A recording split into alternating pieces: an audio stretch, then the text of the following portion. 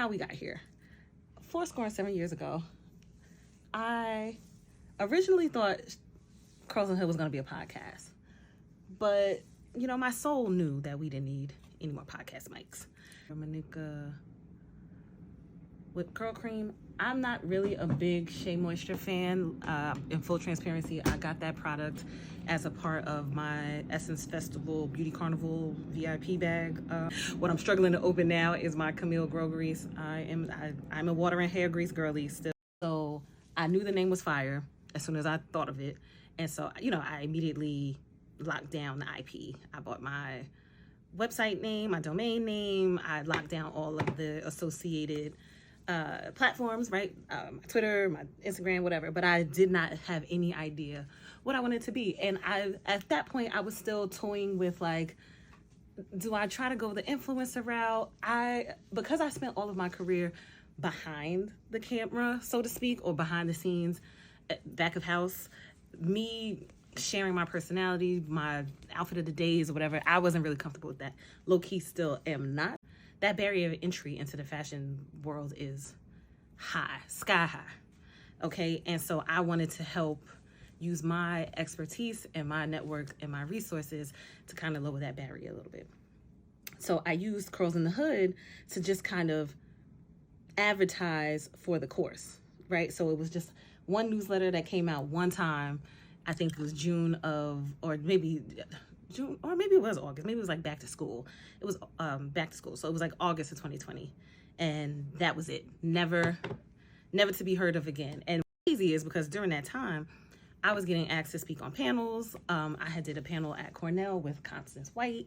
I had been asked to do something for like the University of London or whatever. Like, it was crazy that I really sat on this. Anyway, last year, so we fast forward a little bit. We were in 2020, now we're in 2023.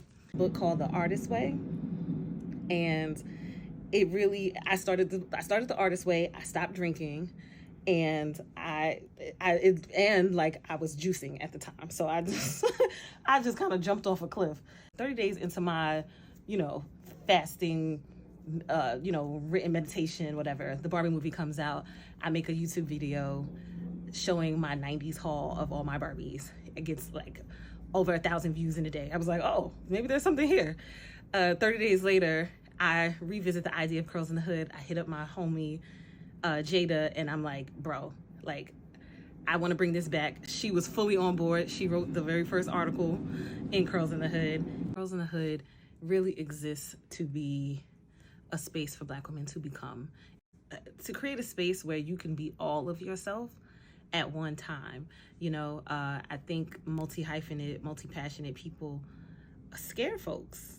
The people always want you to pick a lane and stay in it and perfect a thing, but there's something about exploring the diversity of self and making space for that. And so that's really why Curls in the Hood came to be. Yes, I love to write. Yes, I consider myself an intellectual on most days. Yes, I'm ratchet as fuck.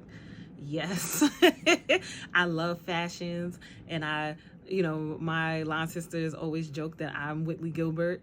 I'm the Whitley Gilbert of the line, but I also, am fully a down home, cornbread fed girly. And I wanted Curls in the Hood to reflect that, because I'm not a unicorn, and I know if I exist, that other women like me exist. This is our digital community. This is our home. If you want to write for Curls in the Hood, please email me, DM me, whatever. We're not at a point, we're small, so I'm not able to pay my writers yet, but the minute that we are revenue generating, that will change, just in full transparency. Hope y'all, stick with us. Fuck with us like we fuck with you. There's no censorship in Curls in the Hood. I don't tone police, so that's always fun. Watching everybody's articles and art come to life is probably the most rewarding part of being the founder, editor-in-chief. I don't know if that'll ever change either, because when I think the long view of Curls in the Hood, I'd love to create a teens version. I don't think right now there's a space where we can talk to young women and adults in the same issue. This is grown folks' business right now. Things come along, I'll definitely share with you guys. If you read the March issue and now the May issue, you know that merch is coming. And she's fire because I'm a fashion girly, and y'all just know that. Never miss a Monday. So hopefully you'll watch this in time to go outside, take a walk, work on that heart health. Oh, I got a secret. I just found out if you get your doctor to write a prescription to take your fat ass to the gym, you might could use your HSA to pay for your gym membership. Don't quote me, but you might could. That's what my fat ass finna do. All right, bye.